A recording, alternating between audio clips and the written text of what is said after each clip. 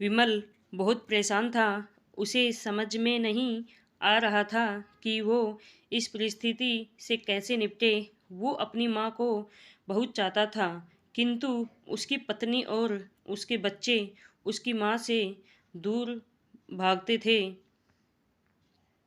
क्योंकि उसकी माँ की एक आँख नहीं थी, साथ ही उसकी कमर भी 90 अंश पर झुकी थी। वैसे वह अपना काम सब खुद कर लेती है, किंतु फिर भी वो उसके पत्नी और बच्चों के लिए हमेशा खटकती है। दादी, आप ऊपर के कमरे में जाओ, मेरे दोस्त आ रहे हैं, विमल के बेटे अखिल ने बड़े बेरुखी से कहा। पर बेटा, मैं तो यहाँ पर बहुत दूर बैठी हूँ, विमल की माँ ने बहुत प्यार से कहा। नहीं, आप उनके सामने मत रहो, वो मुझे चिढ़ाते हैं, अखिल ने जोर से डांटते हुए कहा। क्या हुआ अखिल, क्यों चिल्ला रहे हो? विमल की पत्नी कामनी ने किचन से ही आवाज़ लगाई।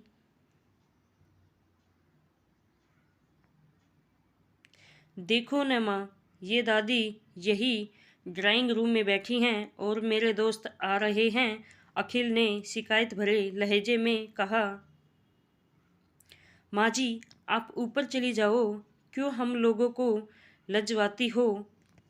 कामनी ने बेटे का पक्ष लेते हुए कहा। बेचारी सरस्वती चुपचाप उठकर जीने के सहारे ऊपर जाने लगी। कमर झुकी होने के कारण उन्हें ऊपर चढ़ने में बहुत परेशानी हो रही थी, किंतु वो पूरी ताकत से ऊपर के एक अकेले कोने वाले कमरे में जाकर बैठ गई। विमल बाजू के कमरे में सब सुन रहा था।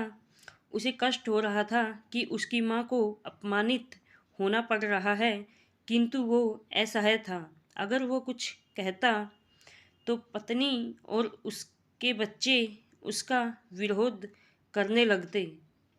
दूसरे उनके तर्क भी सही लगते हैं, चूंकि वो एक प्रशासनिक अधिकारी था।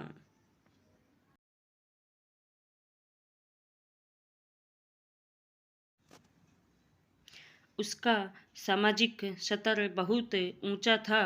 उसकी ससुराल भी एक ऊंच घराने में थी, अतः वह चुपचाप इस तरह हर दिन अपनी माँ को अपमानित होते देखता रहता था। रात को विमल की पत्नी ने कहा, देखो जी, अब कुछ करो। कल कलेक्टर साहब की पत्नी आई थी, माँ जी अपनी देसी धुन धारा में उनसे मिली। मुझे बहुत शर्म आ रही थी बताते हुए कि ये मेरी सास है। मैंने कह दिया कि दूर की रिश्तेदार है, इलाज कराने आई है।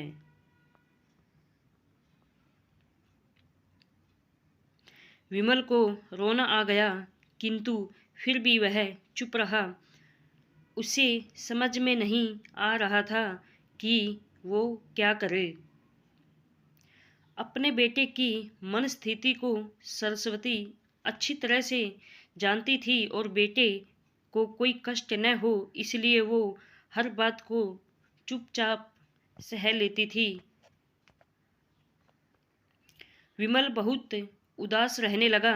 एक तरफ परिवार और सामाजिक स्तर पर जीने की प्रतिबद्धता थी, तो दूसरी ओर माँ। आखिर माँ से अपने बेटे की यह हालत नहीं देखी गई। एक दिन उसने अपने बेटे को से कहा, विमल, बहुत दिन हो गए हैं, मैं अपने गांव जाना चाहती हूँ, मुझे वहाँ पहुँचा दो, मेरा यहाँ मन नहीं लग रहा है। किंतु माँ, वहाँ तो कोई नहीं है, तुम्हारी देखभाल कौन करेगा? विमल ने आश्चर्य से पूछा। अरे, सब गांव वाले तो हैं, और वो तुम्हारे मामा जी तो उसी गांव में रहते हैं, और फिर हम सारी व्यवस्थाएं कर आएंगे ना। कामनी को तो जैसे मन की मुराद मिल गई हो।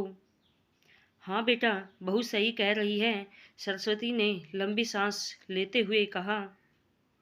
विमल जानता था कि गांव में माँ की देखभाल करने वाला कोई नहीं है, लेकिन अपनी पत्नी की जिद के कारण वह अपनी माँ को गांव छोड़ने पर विवश हो गया। माँ को गांव छोड़कर आते वक्त उसे रोना आ रहा था तथा अपनी बेबसी पर गुस्सा भी आ रहा था, किंतु परिवार, पत्नी और समाज ने उसके इन मनोभावों को दबा दिया और वो सुकून सा महसूस करने लगा। कुछ दिनों के बाद उसके चाचा, जो अमेरिका में रहते थे, आने वाले थे।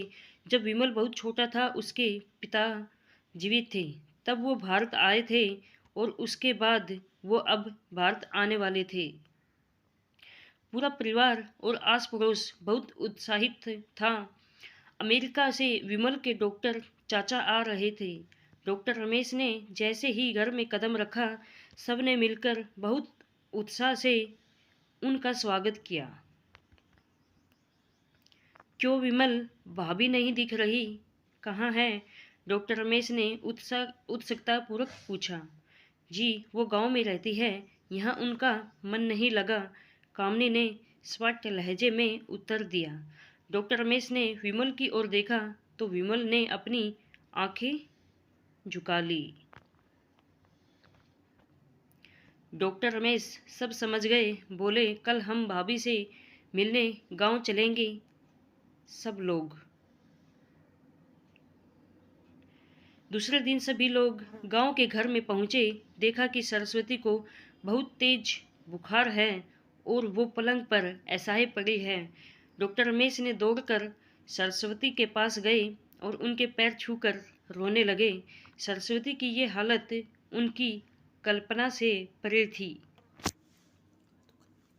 वाह बेटा विमल, तूने तो नाम उजागर कर दिया।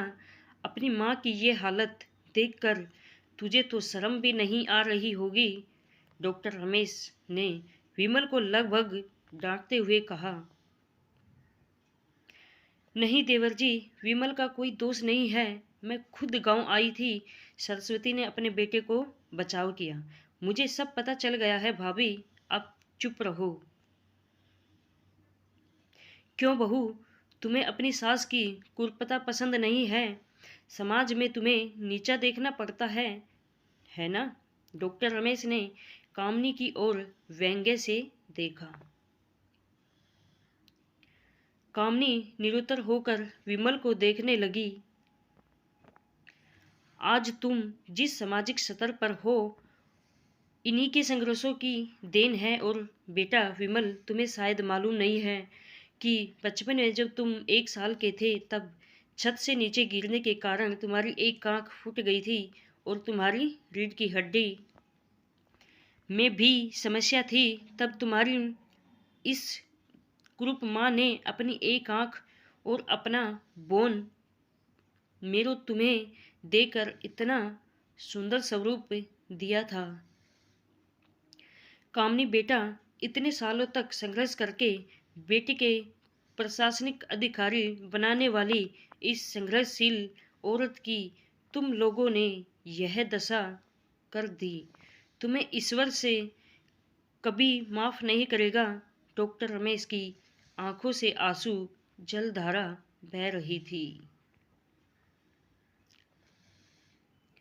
आप भाभी, आप मेरे साथ अमेरिका जाएंगी, यहाँ इन स्वार्थी लोगों के बीच में नहीं रहेगी, डॉक्टर रमेश ने सरस्वती से कहा। विमल को तो कांटों तो खून नहीं था। डॉक्टर रमेश ने जो उसके चाचा थे उन्हें जो राज बताया, उसके बाद तो विमल को यही लग रहा था कि उससे ज़्यादा पापी इंसान इस दुनिया में कोई और है ही नहीं। वह दौड़ता गया और माँ सरस्वती के कदमों से लिपट गया। माँ, मेरा अपराध अक्षम्य है। मैं जानबूझकर चुप्पी साधे रहा, आपका अपमान करवाता रहा। अब सिर्फ आप ही उस घर में मेरे साथ रहेंगी और कोई नहीं। विमल ने आग्नेय दृष्टि से अपनी पत्नी और बच्चों को देखा। कामनी को भी बहुत पश्चाताप हो रहा था, किंतु उसकी हिम्मत नहीं हो रही थी कि वो सरस्वती से आंख मिलाए। सरस्वती ने कामनी की मन स्थिति को समझकर उसको पुचकारते हुए अपने पास बुलाया और विमल को डांटते हुए कहा, खबरदार, जो मेरी बहू को मुझसे अलग करने की कोशिश की तो तुझे ही घर से बाहर निकाल दूंगी। कामनी और बच्चों ने सरस्वती के पैर पड़ते हुए अपने व्यवहार पर माफ़ी मांगी और माँ के हृदय ने सबको माफ़ कर दिया।